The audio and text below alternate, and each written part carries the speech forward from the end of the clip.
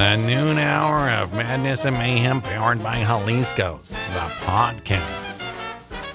What you got, Victor? What do I got? Content, fool, and good deals. Okay. Did you see my post about the book I found at the thrift store? Yeah, I almost commented, oh, good for you. Dude, it was a screaming deal. 50 cents. Now, I have one other of that edition of books by author Peter Straub. And I don't remember what I paid for it, but once in every great while, you'll see one pop up on eBay. Usually they run about $100. One of those books. 50 cents, Peaches. Very nice. So I had to brag it up on social. I was so excited. It was the best find books-wise I've ever had at a thrift store. So I made a post about it, on my various socials, and I tagged the author, Brian Keene. And then last night I was thinking about it. I'm like, okay, wait, should I have tagged him? I just tagged an author, very well known in the horror world, and was like, look, I found one of your limited edition books at a thrift store for 50 cents. And I was like, is that degrading? So I was kind of nervous about that. But he actually commented on my Threads post and said, wow, what a steal. So I feel a little bit better. Yeah. I get that feeling. I had the same sort of encounter with Harvey. Yeah? I bought his book on Amazon for 99 cents. And it was a Christmas gift to my dad. I had to nervously walk up to Harvey Levin's desk and be like, hey, my dad's a big fan of you on People's Court. Can you sign this book for him? And he's like, how much did you buy it for me? I don't want to say. And then he pressed me on it too. He's a lawyer. So he's like, how much did it cost you? I'm like, okay, it was 99 cents on Amazon. My book's on Amazon? That was his reaction. Oh my gosh. It's like, yeah, you should probably be aware of that, Harvey. Oh, how funny. How funny.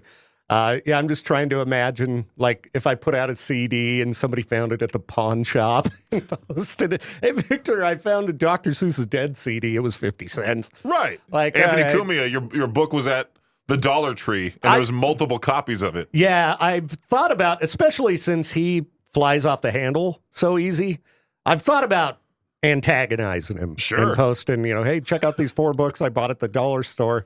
Nobody else was buying them, so I figured I'd just pick up the stock and hang on to it to when they're worth a little money on eBay. Still waiting.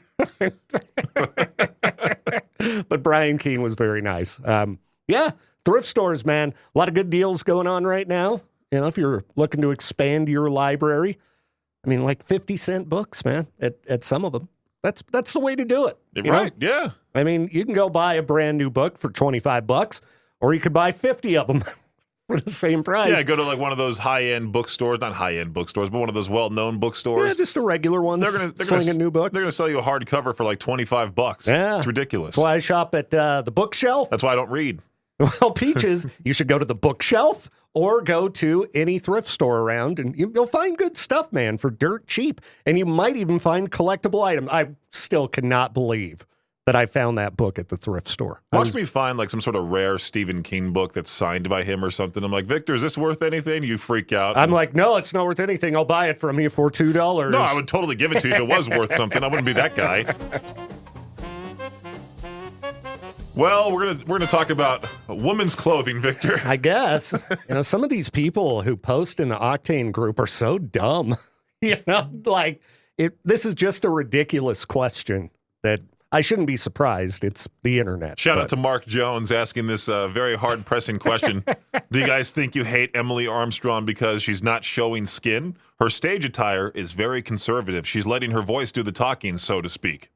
Have you seen a single person making negative comments about Linkin Park in the last couple months online mention anything about how Emily Armstrong is dressed?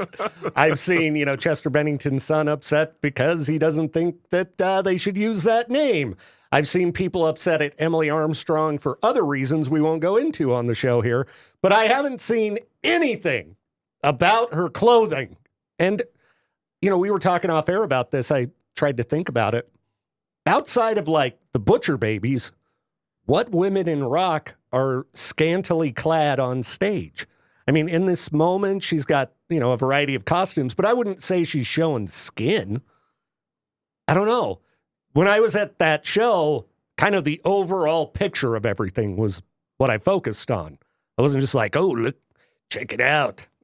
What's she wearing? The band that I saw, Death by Romy, that opened up for Crown the Empire. No, who was the headliner on that show? Yeah, I remember you talking about this. Both vocalists were wearing lingerie. Okay. And I was like, all right.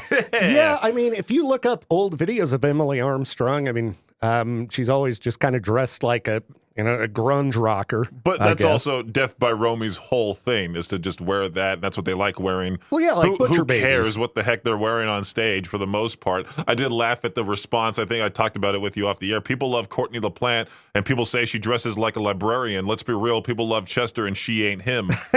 Courtney doesn't dress like a librarian. She usually has on like a whatever pants. Kind of like a hippie or something. Hippie, yeah. Yeah, I mean, she's certainly not showing skin or anything like that. And I mean, I really tried to think about it, and even despite the fact I'm having trouble thinking up rock and metal women who dress scantily clad on stage, I've yet to see anyone say, if this band dressed a little skimpier, I would like them. I've never seen that statement online when people are complaining about bands. I feel bad. I'm wondering if this is going to cause any issues with IT. I looked up rock and metal women who show off skin. Oh, yeah. Jade's got the alert popping up on his computer right now. What is Peaches doing over there? What's he looking up in there? Perhaps I should take a look myself, too. I mean, back in the day, there were some of the punk rocker chicks. That's what I'm looking at right now in the top hard rock metal front woman of all time, and I'm going down this list, and I really don't see many that are showing skin. That's such a gross way to put it. Showing skin. That's an old boomer way to That is a boomer way to say it. Well, she was showing a little bit too much of a shin. I could almost spot her knees. Shame.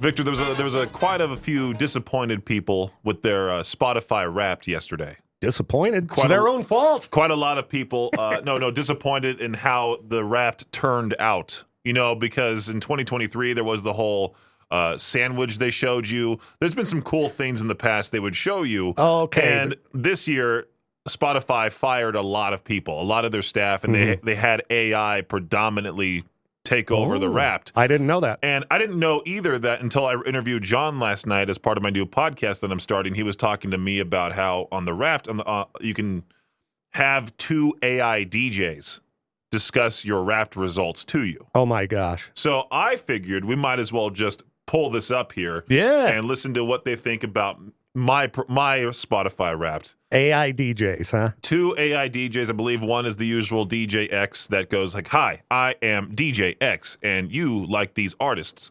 Yeah, and I've here never are even some heard artists that. for you. How do you turn on the AI DJs? Just in settings? It should be right there. It just says beta DJ, or you find it. But I've never seen that. Let me go to my Wrapped. Is there a way that I can? You should be able to do it on desktop, I would assume. Show all. A trip through your year in music, hosted by. Let's see what this one is first. Hey, what's up? It's your DJ X. You're actually joining me at a special time here. You may have seen Spotify Wrapped recently dropped. Well, I'm jumping in on the fun. See, normally I'd be playing you a mix of music you've been listening to and new stuff I want you to hear. These days, though, with rap going on, I'm just going all in on your 2024 in music. I'll be here with different stuff every day, highlighting your personal listening stats from the year and playing all your top artists' top songs, guilty pleasures, global hits. You're going to smile. You're going to nod your head. You're going to say DJ X while you calling me out like that. It's Spotify Wrapped Week. Let's get into it now with some of your top songs of the year. So the AI DJ won't even say the name of the artist or anything, right? It sometimes does. Okay. It'll go like, "We got some bad omens on deck," or something like that. I was curious because I was waiting to hear him say these brutal metal band names. Right. And disappointed that it didn't happen because I would imagine most people get that exact same message that you just got. Mm-hmm. But I will say the AI DJ sounds better than a lot of actual DJs I've heard. There's one in the area that goes, "This is quite a lie." We could replace that person with DJ X. Hey, down the road when the AI gets even better, we're probably all doomed. So you listeners, enjoy me and Peaches while you have us. I'm sure the computer overlords are going to give us the boot one of these days, but hopefully we're good to go for now. I'm trying to figure out how to get to that Wrapped AI podcast that John was telling me about, because people were talking about that exact same thing on Twitter. Go to the Wrapped feed on your Spotify homepage or head to spotify.com/Wrapped AI podcast. Okay, let's go to that. All right. Try that out. Okay. Oh, I got to scan the QR code. Is that what I have to do? Jeez, why do they make this such a pain? Yeah, they want you to do it on your phone. I'm guessing. That's Yeah. unfortunate. I'm not going to play my phone into the microphone. No. Well, as is typical with the internet, Let me just making things difficult. Let me Google search your Wrapped AI podcast. Yeah, maybe it'll give you the link there. Nope. Nope. Nothing All right, there well, on screw desktop. it. I don't want to hear their stupid DJs anyway. Fake DJs. I don't like it.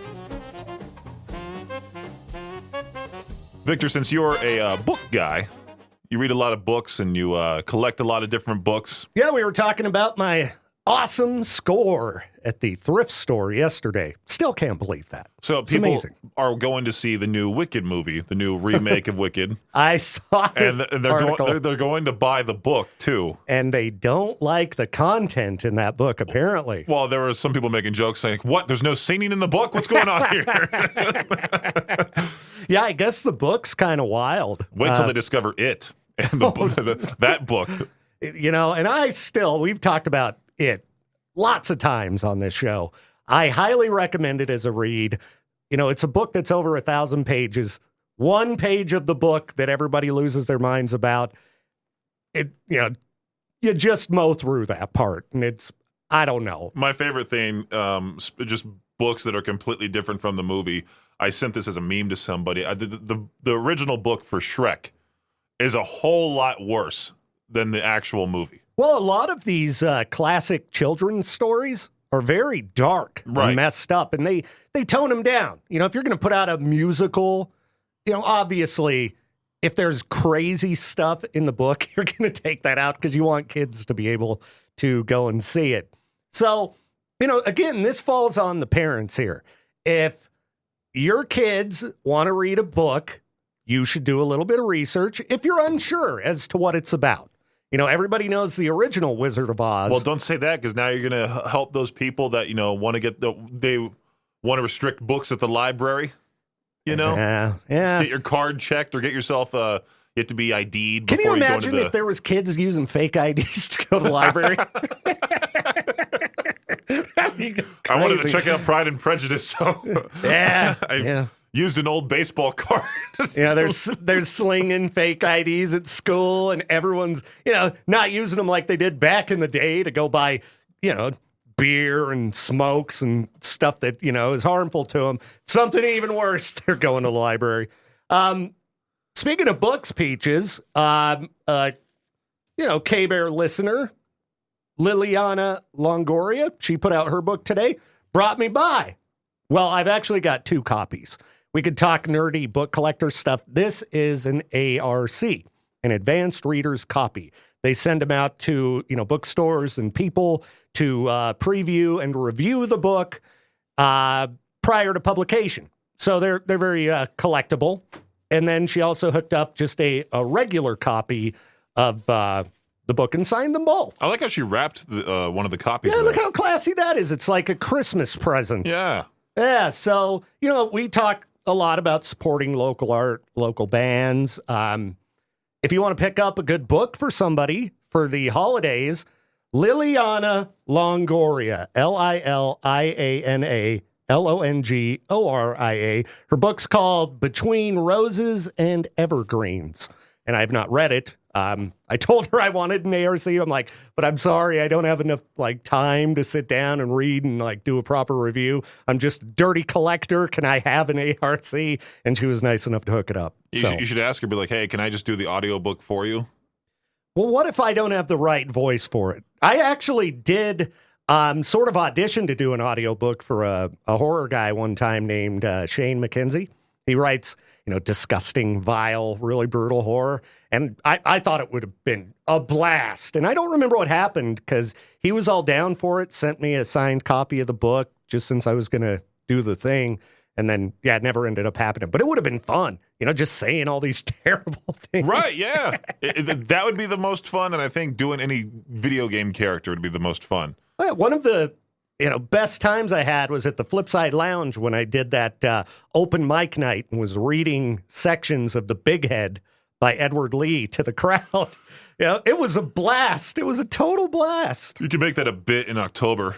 Something like Viktor reads an excerpt from one of his favorite horror novels, and we could do that on the air periodically. Like, Viktor reads a little bit of The Girl Next Door from Jack Ketchum. Yeah, but see, the sections I'd want to read, Peaches. But it would be hilarious because we would bleep it out. Bleep the and all whole you hear is a thing. beep, beep, beep, and she beep.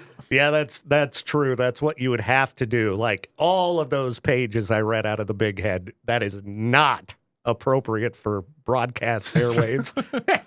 I do kind of want to read the original Shrek just because it seems horrible. Well, dude, this Wicked book, for example, that you mentioned, I'd never heard of this, had no idea.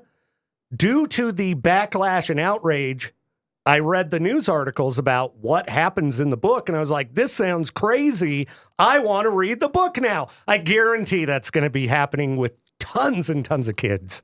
Yeah. Me and Peaches say it all the time. If you don't want your kids looking into certain books or movies or listening to certain music, don't ever mention it. Or else say it's your favorite. Be like, oh, this is my favorite. The Wicked book is the best book of all time, and you should read it. Definitely. Your kids never will. I've tried to get my kids to read The Dark Tower by Stephen King for years. Have they read one page? No, but they read all kinds of other stuff. Just not things that I say are cool. So that's your lesson, parents. Anything. Oh, you kids, you got to check out my favorite movie, Alien Romulus. 9-year-old, then they won't want to watch it. The noon hour of madness and mayhem powered by Jalisco's is a production of Riverbend Media Group. For more information... Oh, wow, I swallowed my spit wrong while I was still talking. That's funny. All right. Okay, where was I? Oh, for more information or to contact the show, visit riverbendmediagroup.com.